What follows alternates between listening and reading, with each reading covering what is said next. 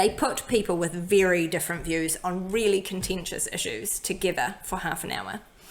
And the point was that they had to come to a consensus. So no one was trying to convince, you weren't trying to sway over to here or sway over to there. You were trying to basically sign something that showed the things that you could agree on.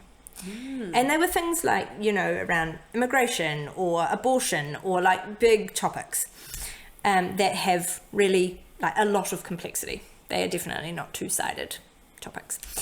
And the thing that absolutely changed the game was you had to tell the person, like you had to make your case while also describing the things that you didn't know. Ooh. So you put forward your argument, but then also all the uncertainty in it, the things you weren't sure about.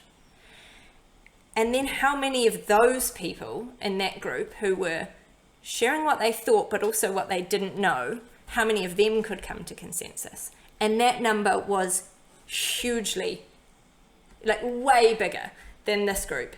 And it was because when you admit that there are things about it that you don't know, you're pointing to the complexity, but you're also taking down a bit of the defensiveness of the other person.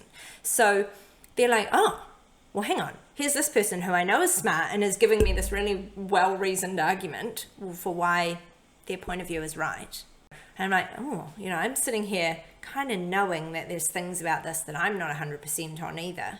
So you then lean into that space, and that opens you up to being a little bit more curious about some of the things, or you start going, well, how much do I really, really know what I'm putting forward as well? You hold it a little bit more lightly, I think, when someone else is showing you that they're holding their point of view more lightly too.